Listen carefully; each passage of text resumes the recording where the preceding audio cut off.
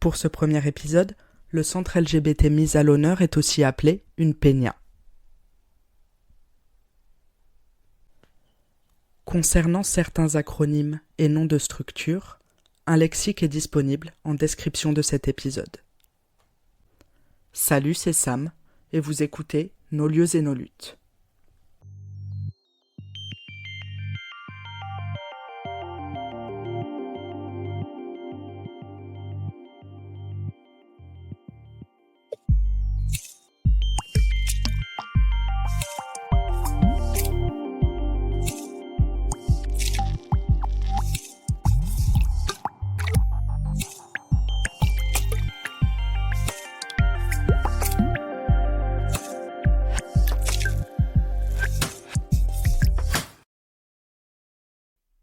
Bonjour, aujourd'hui je suis avec Michaela que je vais laisser se présenter tout de suite. Avant ça, je voulais juste te dire qu'aujourd'hui on est le 11 juin 2024 et que c'est un jour un peu spécial pour le podcast Nos lieux et nos luttes parce que c'est le premier enregistrement. Donc je remercie vraiment Michaela et les Bascos de se rendre disponibles pour ce projet. Voilà, je vais vous laisser vous présenter. Bonjour, je suis Michaela Clapisson et donc je suis présidente du centre LGBT Sud-Aquitain. D'accord. Sur le centre LGBT Sud-Aquitain, est-ce que vous pouvez nous dire comment il s'appelle, comment il est né, voilà, un peu la naissance de cette association, de ce projet?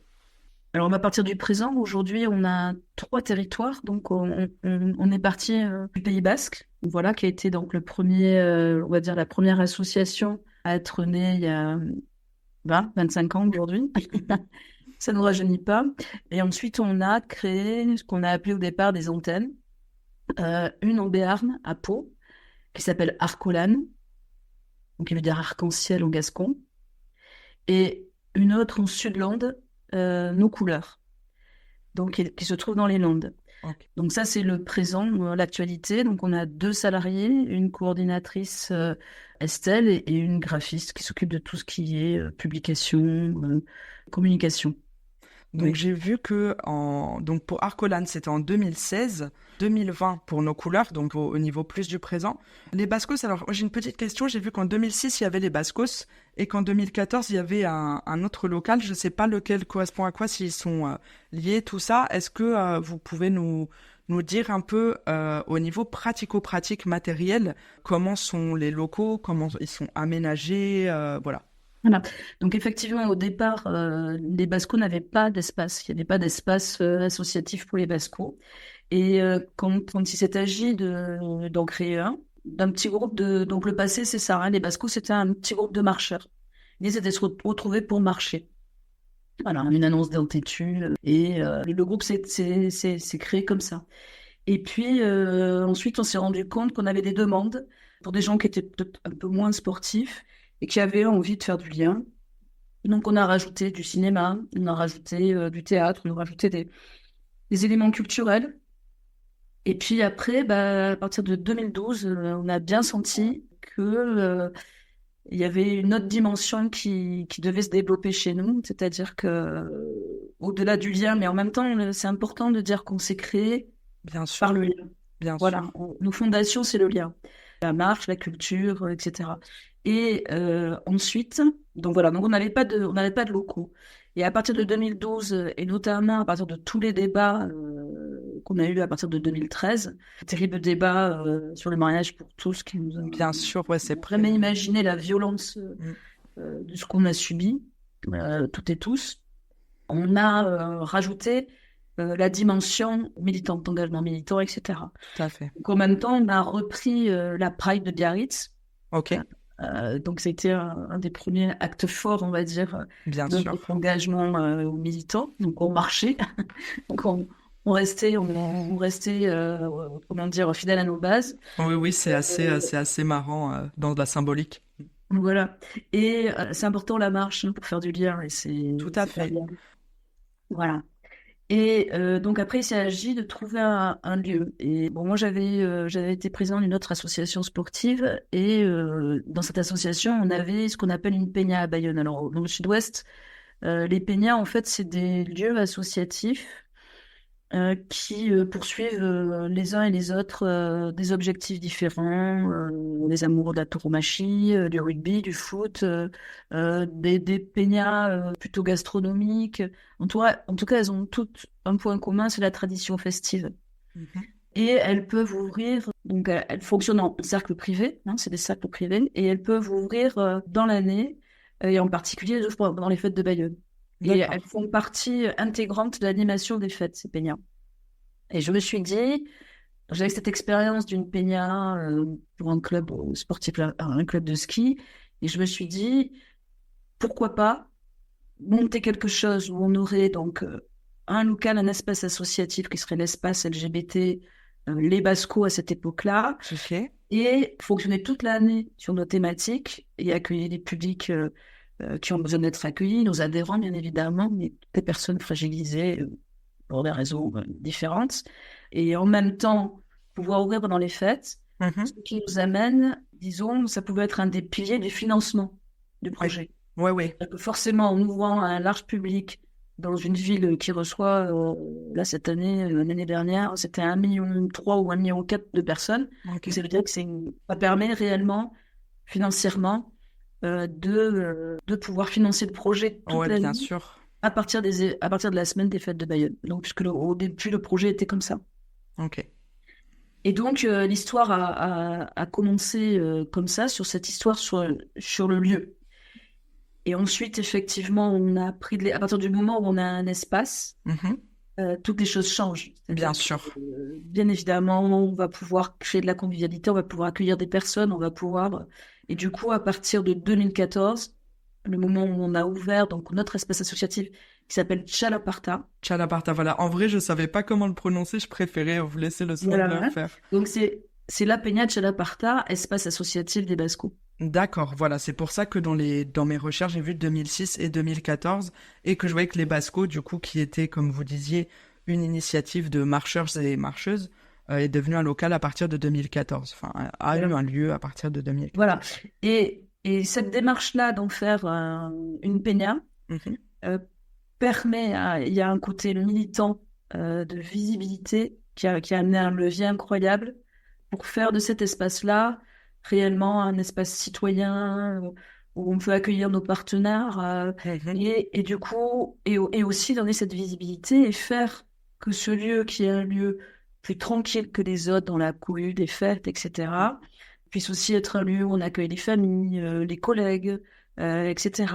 Et vraiment, ça donnait quelque chose de magnifique. Cet espace à Chalaparta, toutes les personnes qui y passent pendant la semaine des fêtes trouvent quelque chose, une humanité, une bienveillance, une ouverture d'esprit qui fait vraiment chaud au cœur, quoi. Bah, c'est vrai que de ce que je comprends, du coup, c'est un espace qui est à la fois dans la convivialité, la fête, mais aussi dans le calme et la sérénité. Et ça, c'est assez fort d'avoir réussi à créer quelque chose. Bah, ça me fait vraiment penser au fait que ce soit chaleureux comme un peu une famille, quoi, hein. Vraiment un espace plutôt familial. C'est très familial. C'est-à-dire que c'est très familial parce que, comme je le disais, voilà, quand on a des collègues qui arrivent avec leurs enfants, Mm. les mamans, la belle-mère, ah ben, tiens, je te présente ma belle-mère, enfin, etc. Et que on sait très bien qu'on est identifié comme une peña un peu étrange, qu'est-ce que c'est, etc. Donc, on amène les gens à même venir. Des fois, certains ont des craintes, et après, quand ils repartent, ils sont super contents. Ouais, Parce c'est qu'on ça. on casse un certain nombre de clichés, on Bien sûr. casse des idées reçues pour démontrer que, à la fois, on veut être visible, mais en même temps, on est des gens comme les autres et que Bien sûr, tout oui, se passe bien. tout à fait, Tout je se suis passe bien. d'accord. Je suis d'accord. C'est vrai que la visibilité et le fait d'être des personnes, comme vous disiez, comme les autres, n'est pas antinomique. Tout à fait. Tout à l'heure, on parlait de financement. Sur le site, j'ai vu qu'il y avait le soutien de Saint-Jean-de-Luz, Saint-Vincent de Tyrosse, la ville du Rhône et la fédération LGBTI+. Est-ce que ça concerne les financements ou des soutiens autres Alors, on est financé par beaucoup plus de communes que ça. D'accord. Donc là, vous n'avez pas cité Bayonne, Biarritz, Pau. On est financé par la région, on est financé par la DICRA. Voilà, donc effectivement, on a pas mal de subventions parce qu'on est devenu de plus en plus important et que on a rajouté toute la dimension d'intervention au milieu scolaire Ah, et bah, professionnel. Et donc là, effectivement, à ce titre-là, ça nous permet d'avoir des subventions. d'accord. Ok. Donc, au niveau pratico-pratique, on 3 locaux à l'heure actuelle. Alors, 4. presque 3 locaux. Ok. Un local sûr, Ouais. un local Arcolan, parce que jusque-là, ils n'avaient pas de... alors, ils avaient juste un petit bureau, donc un local municipal où ils D'accord. pouvaient se retrouver, etc. Et là, sans doute, fin 2024, début 2025, ils vont avoir vraiment un local à eux avec des espaces de réunion où ils peuvent faire du Ouais. lien, où ils peuvent se retrouver, etc. Donc ça, c'est début 2025 ou fin 2024, D'accord. surtout. Ok. Du côté de nos couleurs, là, ils ont trouvé un local, ils sont en train de l'aménager. Ok. Donc là, pour l'instant, réellement installé, seul espace, c'est celui des Bascos à Bayonne. D'accord. Mais d'ici la fin 2024, début 2025, effectivement, les 3 territoires auront des locaux Ok. qui vont amener forcément beaucoup plus de, comme on voit de toute façon avec Bayonne, dès lors qu'on a un local, du coup, on se développe davantage, on peut Bien recevoir sûr. davantage de personnes, etc. Et on peut davantage développer des actions et se structurer encore davantage. Et la dernière question sur cette partie-là, c'est du coup, là vous avez parlé de la notion de peña et tout. Au niveau purement géographique, donc le local qui est pour le moment sur la Chalaparta, du coup si je le dis bien, comment il a été choisi? Pourquoi cet emplacement? Alors, l'emplacement a été choisi pour être au cœur de la ville, D'accord. mais on est très proche de la mairie et on est très proche du cœur battant de la fête qui est le quartier du Petit Bayonne, D'accord. mais en même temps, on est à l'écart. Et imaginons que, par exemple, dans certaines rues de Bayonne, on a des peñas, sur chaque pas de porte, il y a une peña. On se serait retrouvé, on aurait eu plus de monde, et on se serait retrouvé avec un public qui n'était pas forcément, qui n'arrivait pas là, parce qu'ils avaient choisi de venir là. Mais là, en étant à la fois très proche du cœur de la fête, de la mairie, on a un endroit, on va dire, idéal. C'est-à-dire qu'en Ouais. fait, on est légèrement en retrait à 100 mètres, même pas 100 mètres, du quartier du Petit Bayonne. Et en même temps, il faut venir chez nous. Oui.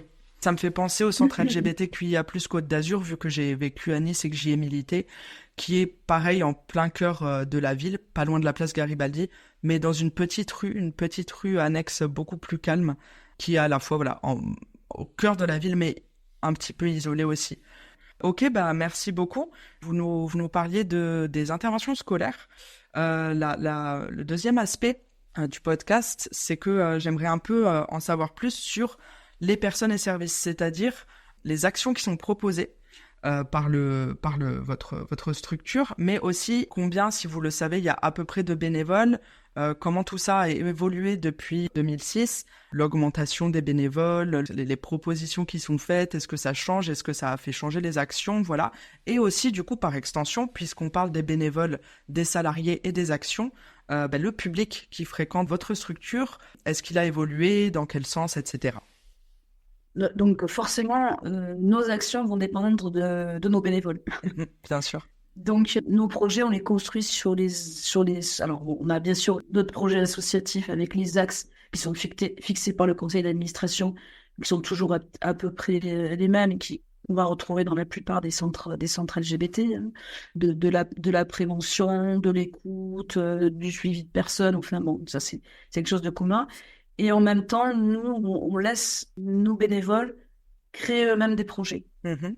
À titre d'exemple, l'un des 2 groupes qui ont été créés cette année, par exemple, parce qu'on sait qu'on a il y a des besoins, il y en a plein, il y a des besoins sur la santé, il y a des besoins, mais il faut qu'on trouve des personnes à la fois fiables, parce qu'il n'est pas question de lancer un groupe, parce que chez les bénévoles, il y a beaucoup de personnes qui ont beaucoup d'envie, mais après, on sait que ça va s'étioler, donc on va pas créer un groupe, donc on n'a pas un peu testé la fiabilité des personnes. Donc là, à titre d'exemple, il y a 2 groupes qui se sont créés là cette année. C'est un groupe sport, alors on a les rondeaux, mais là c'est un groupe plus jeune avec des personnes qui ont envie d'aller courir ensemble, d'aller faire du badminton, de faire de l'escalade, voilà, de faire des pratiques sportives diverses qui se trouvent à Bayonne.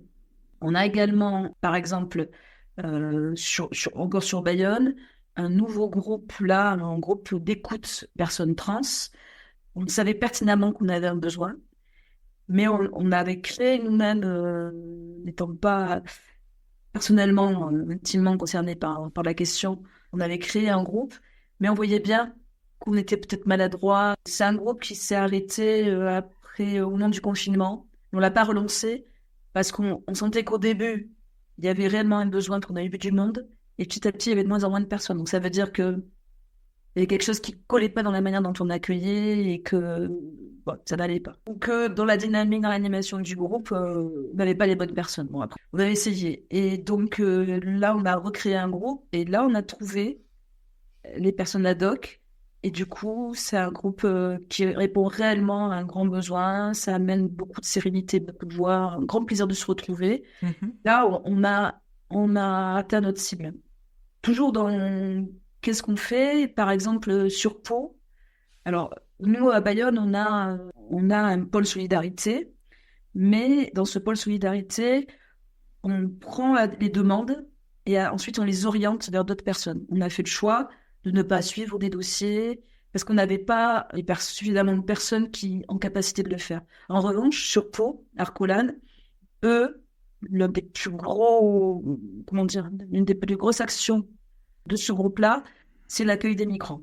Et là, ils vont suffisamment loin dans l'accompagnement pour être très très bien identifiés par les travailleurs sociaux pour qu'on puisse orienter vers ce groupe qui font vraiment des suivis, ils entraînent les personnes aux entretiens, etc., etc. Certains d'entre eux sont des professionnels, sont des travailleurs sociaux. Oui, donc, voilà. mais on ne peut pas dire qu'ils sont salariés de l'association, ils sont Voilà. bénévoles. Mais on a la façon dont ils fonctionnent, il y a toutes les garanties, je dirais, en termes éthiques. Il D'accord. faut faire très attention. Justement, quand on donne des missions à des bénévoles, qu'on ne se retrouve pas avec des gens qui vont trop loin, intrusifs, qui ne sont pas à leur place. C'est toutes ces questions qu'il faut se poser quand on donne des responsabilités au sein d'une association à des personnes. Je suis tout à fait d'accord parce que même parfois en étant bien intentionné, ça peut créer des situations délicates et je trouve que c'est une très bonne chose de prendre tout ça en compte. Vous parliez aussi d'intervention scolaire tout à l'heure. Disons qu'on a commencé... D'abord, il fallait qu'on soit référencé par le rectorat pour qu'on puisse apparaître dans une liste qui met à disposition des enseignants, Oui. donc d'associations qui sont validées. Donc ça prend un peu de temps. Donc on a commencé à faire les démarches en 2014 et on a dû avoir l'agrément en 2016. Une fois qu'on a l'agrément, on peut commencer à faire connaître la possibilité d'intervenir.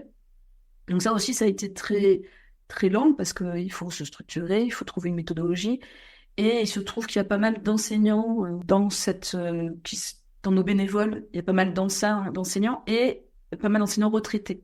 D'accord. Parce que les interventions au milieu scolaire, ça veut dire que nos bénévoles doivent prendre du temps sur leur travail, sur leur vie familiale, sur leurs occupations, pour aller, au moment où tout le monde travaille habituellement, pour aller dans les établissements scolaires. Donc là, du coup, au fur et à mesure, au fort, ça fait partie des dépenses importantes du centre, la formation de nos bénévoles. D'accord. À une méthodologie identique sur les 3 territoires. C'est-à-dire que ce qu'on veut, c'est pouvoir intervenir sur la même méthodologie, avec le même état d'esprit sur l'ensemble des 3 territoires. De façon à ce que on n'ait pas de retour en disant oui, non, mais bon, ça ne nous convient pas. On sait que si on a des retours négatifs, il faut qu'on se parle tous ensemble. Bah, c'est vrai que oui, c'est pas des... Alors, déjà par rapport à l'agrément, mais pas que, en effet, c'est en tant qu'association, il vaut mieux, comme vous dites, avoir une parole commune, fédérer autour d'une parole commune, histoire que chacun et chacune soit bien au fait déjà des positionnements de l'association, que voilà, chacun dit ça me convient pas pour y intervenir. La formation aussi, vous le citiez, des bénévoles est très importante, parce que là encore une fois, même avec les meilleures intentions, surtout en milieu scolaire, surtout sur les thématiques qui sont les nôtres, les thématiques LGBT, surtout dans le contexte actuel, il faut quand même faire attention à ce qui est dit et fédérer autour d'une parole commune et remettre en question s'il y a des erreurs. C'est à mon sens la meilleure des choses à faire dans ce contexte-là. Au niveau des branches, en recherchant, j'ai vu qu'il y a quelque chose qui m'a beaucoup interpellée, c'est les BASCEL. je vais vous laisser présenter, mais de ce que j'ai vu, c'est un groupe droit des femmes au sein de l'association Les Bascos. Donc, effectivement, on a longtemps, comment dire, on a longtemps souhaité, du moins, avancer avec les associations féministes locales. Mhm. Mais nous, on le faisait, garçons et filles. Il n'y avait pas de, comment dire, on faisait pas de différence là-dessus. Et on nous renvoyait énormément, et souvent, du côté des associations féministes, le fait qu'elle trouvait, elle, étrange, nous, on ne trouvait pas étrange, que des banderoles sur le droit à l'IVG soient portées par des hommes barbus. Bon, Mm. il y avait quelque chose qui gênait ses partenaires, nos partenaires là-dessus. Bon. Donc, on a commencé à réfléchir en disant, bon, peut-être qu'il faudrait créer un groupe au départ, qu'on a appelé Droits des femmes. On a appelé Droits des femmes parce qu'on savait que, également, même dans la communauté LGBT, il y avait, de toute façon, même si nous, on n'a pas envie de le voir, on n'a pas d'entendre parler, il y avait du machisme du côté des mecs, que même entre personnes LGBT, des fois, Bien on sûr, sait qu'il y a des intolérances, exactement. là, Tout même à si on n'a fait. pas envie de les voir. Oui, Euh, c'est délicat, hein, parce que dans notre communauté, on aurait envie de se dire que tout est beau, tout est rose, qu'on se soutient tous et toutes, et ce n'est pas vrai. Malheureusement, c'est très important de le Ce souligner. n'est pas le cas. Et on entend souvent, des fois, en fonction des soirées, ah ben il y a trop de filles, ah ben il y a trop de garçons. Bon. Mais voilà, aujourd'hui on a 450 adhérents, donc effectivement, dans ces 450 adhérents, on n'a pas que des personnes qui ont vraiment réfléchi à toutes ces questions, et on sait qu'il y a comment dire, pas des discriminations, mais en tout cas, des sortes de rejets internes entre même la Mm. composante LGBT, et même par rapport à la transidentité, Tout à fait. et toutes ces choses-là. Hein, c'est pas aussi fluide que ça. Donc, on essaie de faire des débats, on essaie de faire tout un tas de choses pour justement faire évoluer les personnes. On y arrive, parce qu'on arrive réellement aujourd'hui à avoir un mélange important et ce que j'adore, c'est ça, c'est-à-dire des personnes de différentes générations, différentes Mm. origines, aussi bien sociales que géographiques, enfin, etc. Et ça, c'est réellement notre objectif. C'est-à-dire faire évoluer le regard, permettre à tout le monde de se sentir bien, accueilli dans sa diversité.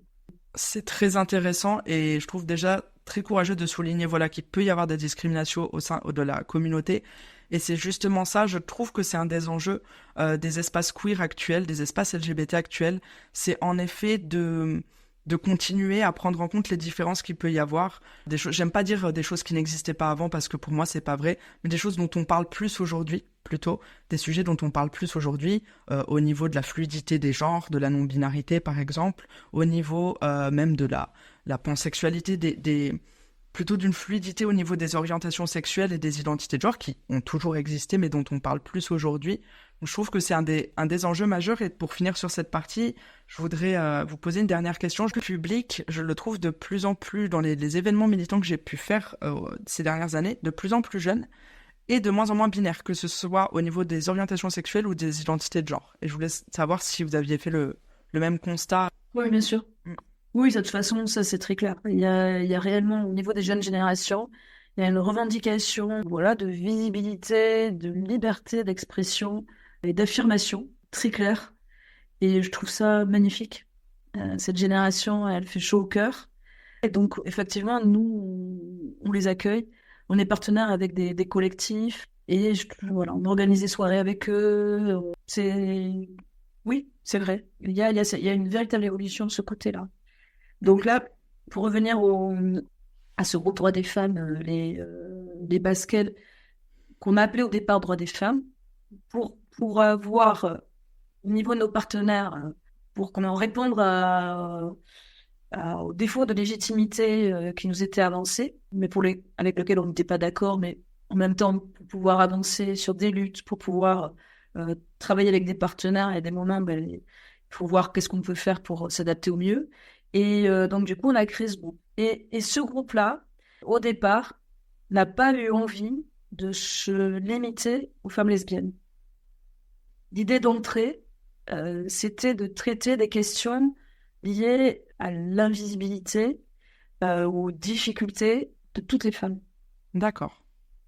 Et donc là, on est parti sur des événements en termes de communication, sur les femmes dans le sport, les femmes dans le sport de haut niveau. Enfin, on a fait des événements comme ça, que vous allez retrouver si vous êtes sur le site. Vous allez voir qu'il y a sur le site des Bascos les baskets, avec tout ce qu'on a fait jusqu'à présent.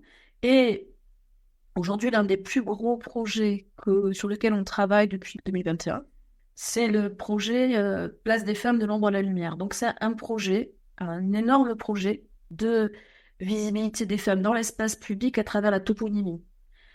Les noms de rues, de places. On sait qu'en France, 5% des toponymes sont des toponymes masculins. On dit à la jeune génération, nous sommes tous égaux. Mais en même temps, une petite fille, elle va à l'école Jules Ferry, elle habite place Jean Jaurès, elle va faire ses courses rue Victor Hugo. Bien sûr. Et autour d'elle, il n'y a que des noms d'hommes. Et la toponymie, elle a quelque chose qui s'inscrit dans notre quotidien et qu'elle dit encore la place, plutôt le manque de place des femmes et leur invisibilité dans l'espace public. Je suis tout à fait d'accord. On le voit même déjà encore à mon époque quand j'étais au lycée, au collège, le fait que en littérature, on étudiait quasiment que des hommes. Je pense qu'on peut compter sur les doigts d'une main les femmes que j'ai, enfin, pour ma part, étudiées en littérature. Pourtant, j'étais en filière littéraire, c'est pour ça que ça me marque autant.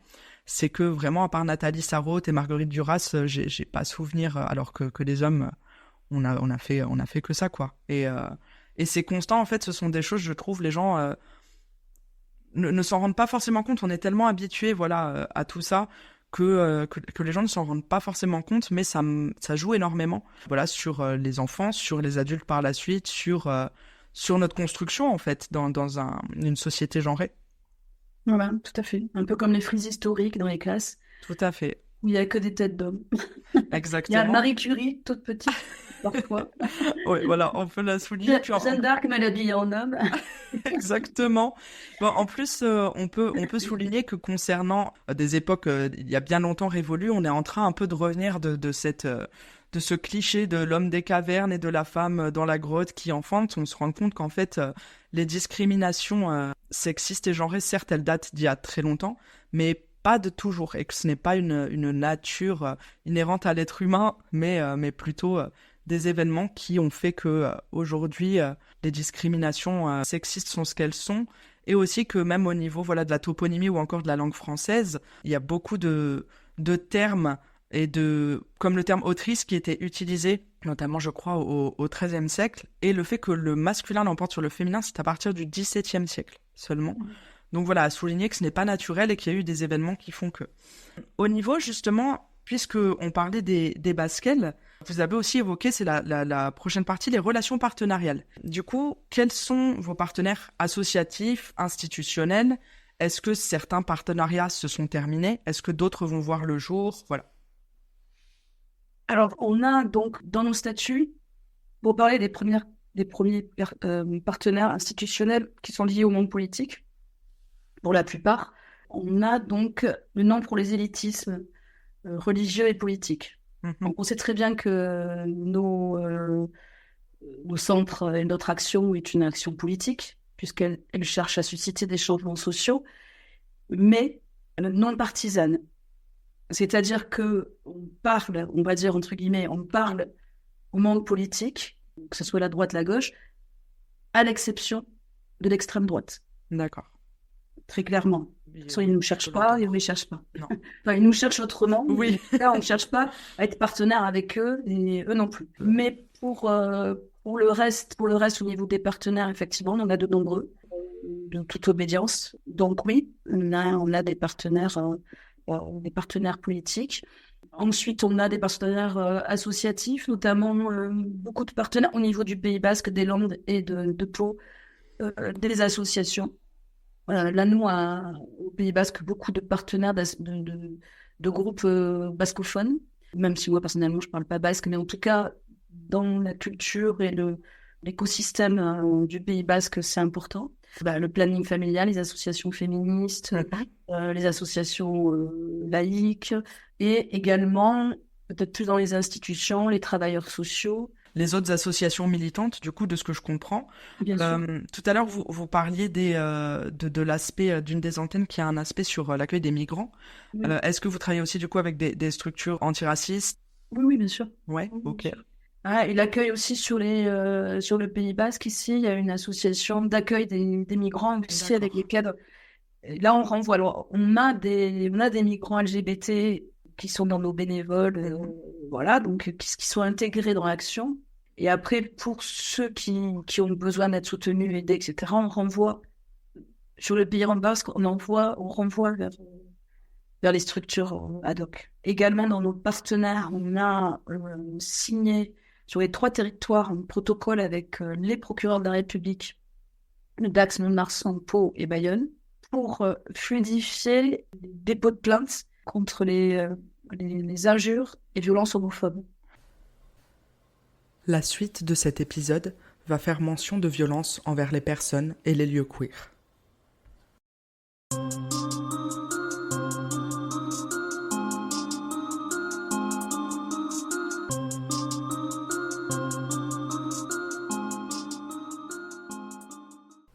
C'est un peu la genèse du podcast Nos lieux et nos luttes, c'est les attaques envers les personnes LGBT et envers les lieux queer, les centres LGBTQIA+.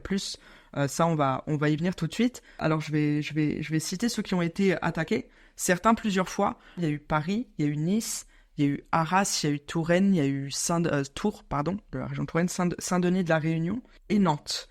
Certains, voilà, ont subi des dégradations de matériel, des tags. Et certains ont subi par exemple des incendies, je pense à Saint-Denis de la Réunion, et à Paris, pendant que les personnes étaient au sein du centre, un cocktail Molotov a été envoyé dans les locaux. Donc là, la personne a été retrouvée parce que la personne qui a dégradé ce centre était responsable de toutes les autres dégradations dans cette ville. Et en fin de compte, là, ça a été au niveau pénal comme tentative d'assassinat. Sur les attaques des centres LGBT, donc de ce que je sais, les Bascos n'en ont pas subi. Le local n'a pas été dégradé, mais depuis la Pride de l'année dernière, on voit bien qu'on est dans le collimateur de certains réseaux, notamment pendant la Pride, il y a eu des messages donc très clairement identifiés de commettre des violences dans on a pu avoir accès à des messages diffusés sur certains réseaux disant qu'il fallait aller casser du PD à la Pride de Biarritz. Rendez-vous a été donné à des personnes. Ces personnes, bien sûr très jeunes, cagoulées, sont venues lancer des œufs sur nos bénévoles qui démontaient le village. D'accord. D'autres, des personnes qui partaient de la Pride, ont été intimidées par le même genre de personnes, Bien sûr. cagoulées, attendant que deux personnes, deux jeunes femmes qui portaient le drapeau soient isolées pour pouvoir les intimider. Ensuite, nous avons eu tout ça localement, hein. Le drapeau, parce que pendant les fêtes de Bayonne, on tend un drapeau arc-en-ciel en travers de la rue. Il a été arraché à 5 reprises. Donc, il y avait clairement un contrat sur les réseaux pour s'en prendre à ce symbole. J'ai pu discuter, moi, avec des jeunes, puisqu'en fait, c'était des très jeunes hein, qui déjà repéraient en soirée comment ils allaient l'arracher. J'ai pu discuter avec eux, il n'y a aucun fond. Ces jeunes-là, ceux-là, hein, c'est des jeunes catholiques très, très conditionnés, on va dire.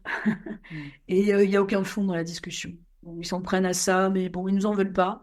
Mais ils s'en prennent à ça parce qu'on entend trop parler de nous, parce que nous, on respecte pas Jeanne d'Arc. Enfin bon, des trucs complètement Oui, hallucinants, des il n'y a pas.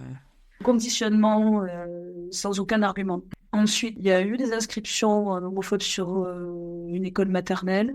Ah, quand même, Il y oui. a eu Ok. des inscriptions homophobes très récemment, là, il y a la semaine dernière, justement sur un nouveau groupe queer qui se crée à l'intérieur du Pays Basque, dans une région qu'on appelle la Soule, où là, le lieu dans lequel ils se réunissent, qui est un restaurant, un bar-restaurant à Tardets, c'est une toute petite ville. Donc sur les volets ont été peints sur tous les volets PD. Après, j'ai adoré comment eux ont répondu à ça. Ils ont fait un grand truc en disant oui, PD est à Haro, ça veut dire PD est fier, et donc avec des drapeaux arc-en-ciel, etc. Et donc faire circuler sur les réseaux en disant bah bah oui, et alors quoi?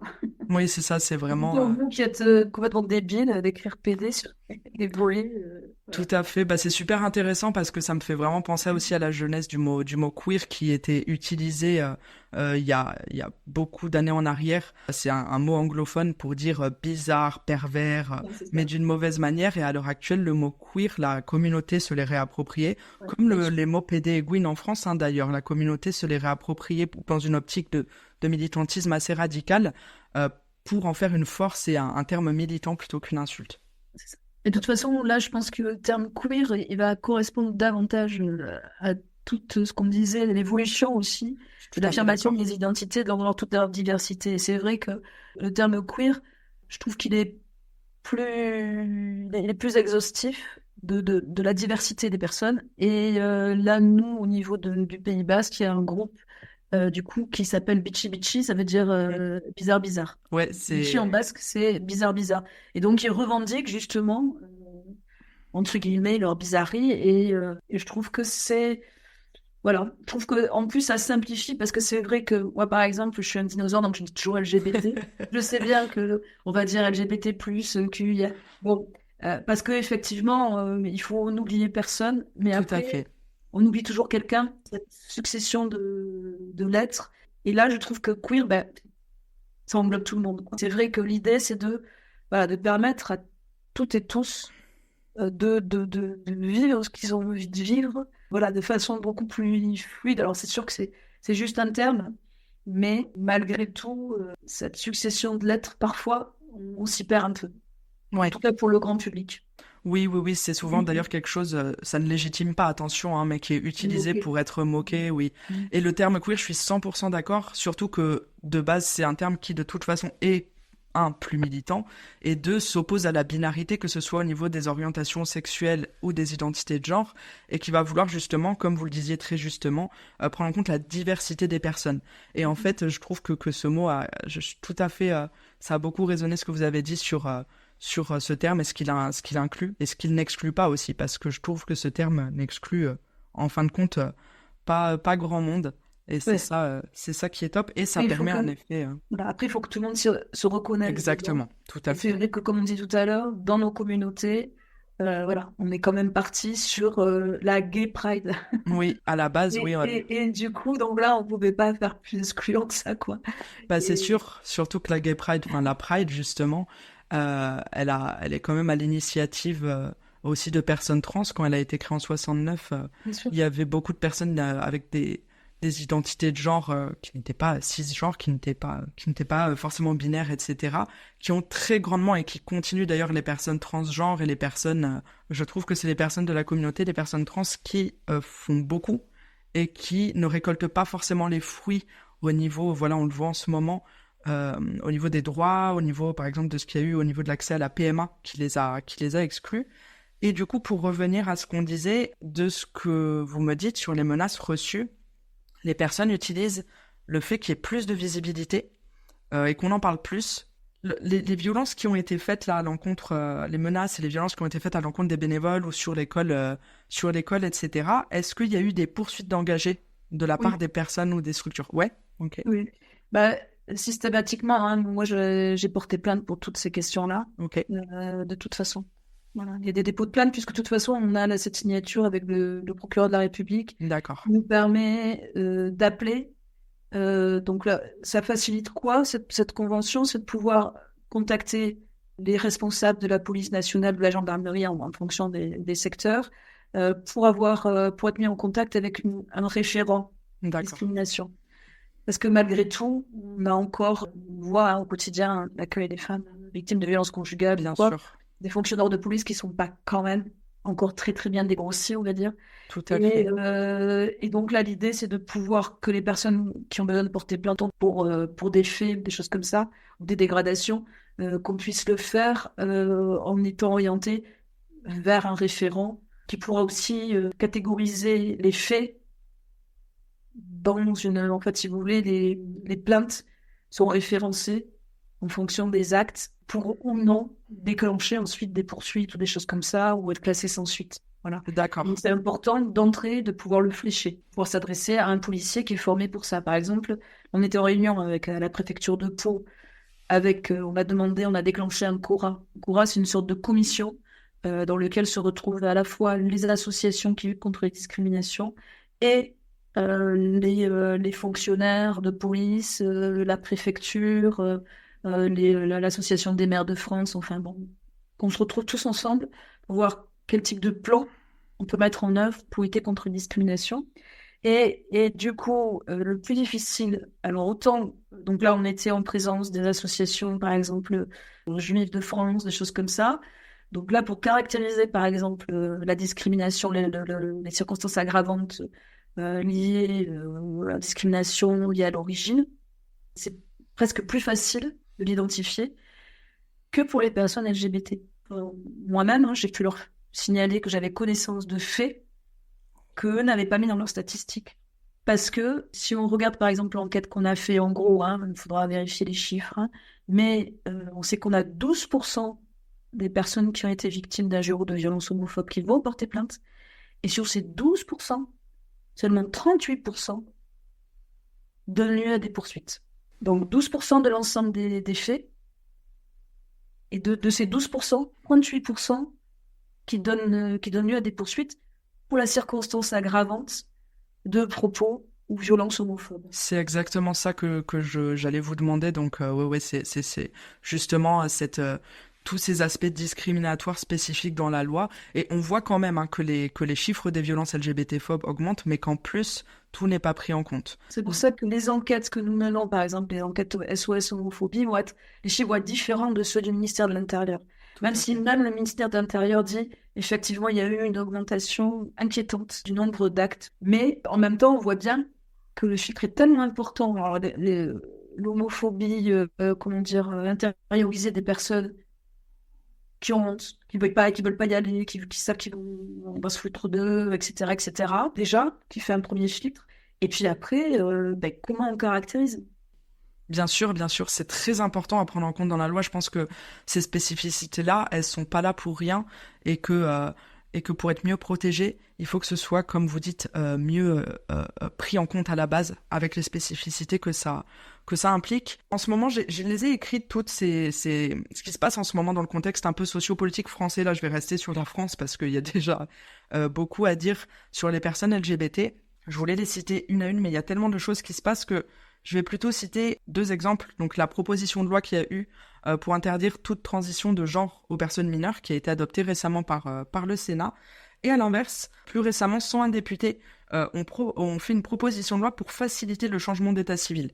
Mais qu'est-ce que vous pensez en tant que personne sur le terrain et en tant que structure du contexte socio-politique actuel sur les personnes LGBT ?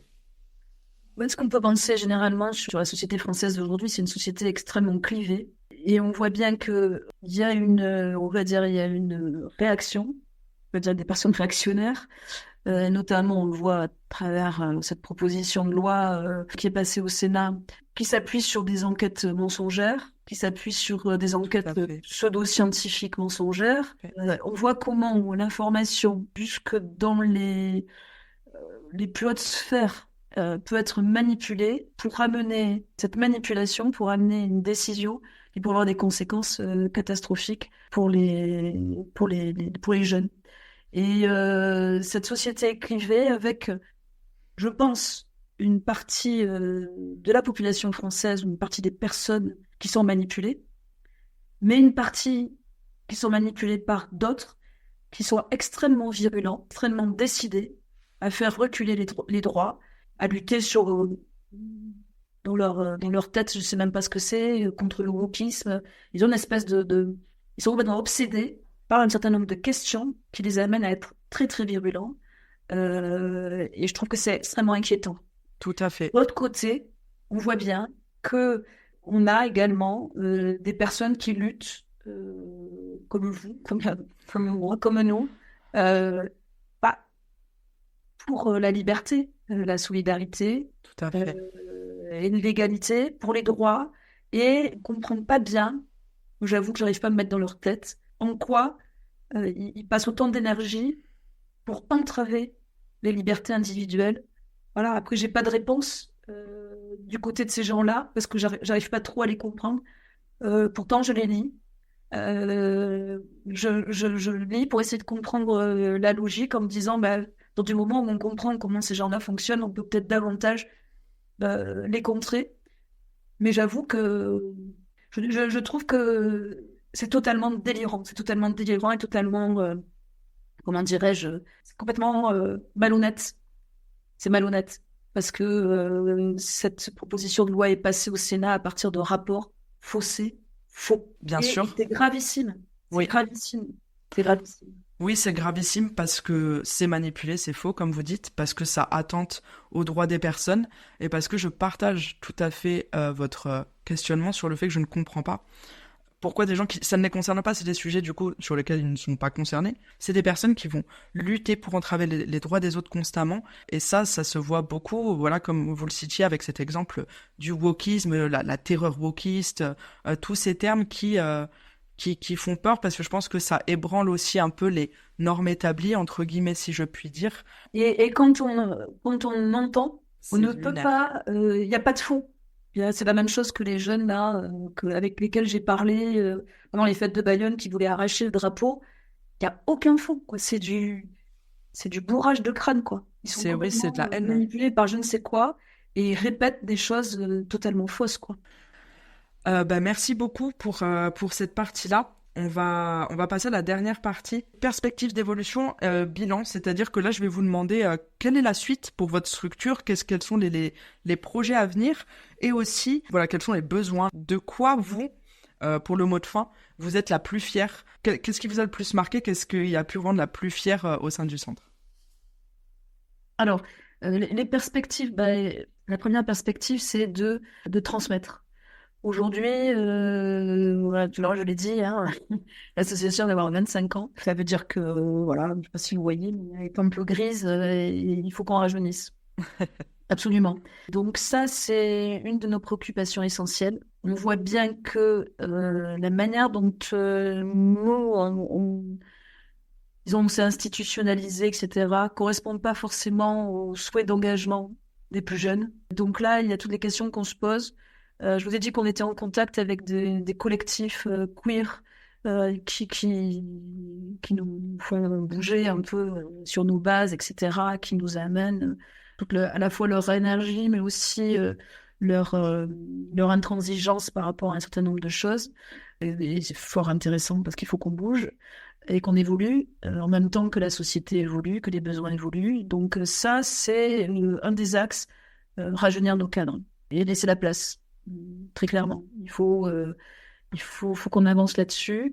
Ensuite, nos perspectives, réellement, il y a plusieurs axes, et en particulier développer toujours plus les interventions en milieu scolaire et professionnel, c'est-à-dire former de plus en plus de bénévoles, investir de plus en plus là-dedans, parce que réellement, là, il y a un axe de développement très important pour nous. Pour justement démonter ces stéréotypes, démonter les idées reçues, les idées selon lesquelles on chercherait à faire du prosélytisme ou autre chose. Bien sûr. Si les hétéros avaient réussi par du prosélytisme à faire de nous des hétéros, on serait pas en train de parler. Donc c'est Exactement. tellement con de dire qu'on vient dans les écoles pour faire du prosélytisme. Voilà. Donc là, vraiment, l'axe intervention en milieu scolaire et professionnel, parce qu'il y a énormément de demandes. Ici, D'accord. localement, on n'arrive pas à Bien sûr. relever toutes les demandes, donc il faut qu'on forme encore davantage, il faut qu'on trouve encore davantage de bénévoles. Le point noir, c'est les bénévoles. Compte tenu de l'ensemble de tout ce qu'on a dit, on est une association hyper active et on cherche on va pas répondre à tous les besoins, hein. On se limite à ce Bien qu'on entendu. peut faire. Mais on sait qu'il y a encore plein de choses qu'on devrait faire, mais en même temps, on manque parfois de bénévoles. Donc, on est C'est ça. toujours obligé d'aller à la pêche. Donc ça, Ok. c'est un peu le point noir. Arriver à trouver dans nos 450 adhérents, c'est pas rien, des personnes qui veulent bien donner de leur temps. Et ça, on en a vraiment besoin et on voit à quel point on est quand même sur une branche un peu instable quand on voit les résultats des élections européennes, puisque une partie de notre fonctionnement dépend aussi du financement public et que, en fonction de ce qui va sortir des urnes, peut-être que la DILCRA, qui nous aide et nous soutient, risque de sauter. Tout à fait. Effectivement, c'est plutôt des craintes de pouvoir continuer d'aller de poursuivre la dynamique actuelle de développement de notre centre tel que nous le faisons. Réellement très fier de ce qui est devenu le centre, mais pas que pour moi, hein. Collectivement, je pense que réellement, on peut être fier de ce centre qui dure, parce que la problématique, c'est d'arriver à entendre tout le monde quand on fait fonctionner quelque chose comme ça, hein, qui est devenu quand même quelque chose d'assez important. Arriver à écouter tout le monde, arriver à prendre en compte tout le monde, c'est une des choses qui est les plus compliquées. Et du coup, c'est la durée de vie aussi, donc ce que je disais, c'est-à-dire la capacité qu'on a eue de faire fonctionner toutes les personnes ensemble. Et l'une des choses dont je suis la plus fière, je pense, c'est la PNA LGBT, Chalapartan. Et c'est aussi son fonctionnement, je dirais, tout au long de l'année, où on a réellement, comme je disais tout à l'heure, une pluralité de personnes, une diversité générationnelle, d'origine, etc. Et des gens qui se sentent bien tous ensemble. C'est-à-dire qu'à l'intérieur même de cet espace, il n'y a pas de clivage. On a envie de passer du temps ensemble et de se comprendre, de se rencontrer, de créer des liens. Et donc, on revient un peu à ce qui était le début des Bascos, qui est réellement nos fondations, c'est créer du lien. Créer du lien, créer de l'échange, malgré nos différences, à l'intérieur même de notre propre communauté. Bah, en tout cas, bravo, justement, pour tout ce travail. Pour aussi, c'est vraiment quelque chose qui m'a marqué lors de nos échanges. Voilà, cette ambiance familiale, chaleureuse que vous avez réussi, vous et les autres personnes qui composent votre structure à créer. Donc, merci beaucoup. Je pense qu'on va pouvoir s'arrêter là.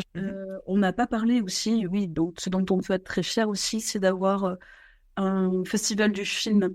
Donc le festival du film itinérant nos couleurs, c'est-à-dire qu'en fait, eux, au niveau du Sud-Land, ils ont décidé d'aller dans les petits villages diffuser des films dans la thématique de thématiques LGBT. Ok. Donc c'est le festival focal que vous allez retrouver sur notre site. D'accord. Hein. Donc vous allez voir les 3 territoires, donc le Sud-Land, le Béarn, le Pays Basque, le festival focal et les Basquelles. Les 5 piliers un peu de notre action associative.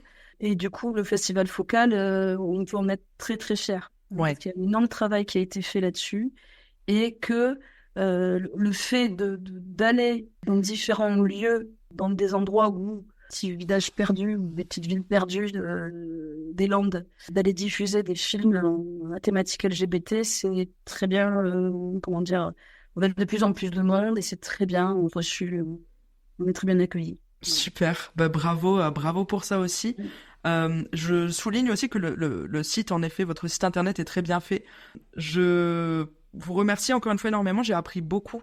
Merci d'avoir été la première personne et la première structure que j'ai pu enregistrer. Ça compte beaucoup pour moi, je vous remercie vraiment 1000 fois. Et merci pour avoir créé ce lieu et toutes les actions qui en découlent. Donc vraiment, il faut venir nous voir. Oui, tout à fait. Il faut venir nous voir et en tout cas, merci de mettre en lumière effectivement cette action, ces actions hein, dans toute la France. Où on voit à quel point de nombreuses personnes se mobilisent pour défendre nos droits et dans un monde de plus en plus clivé, et c'est important de le faire. Merci beaucoup.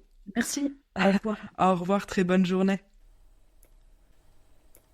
Vous pouvez retrouver les Bascos sur leur site internet, lesbascos.org, mais aussi sur Facebook, Instagram ou TikTok, en suivant les liens en description de cet épisode.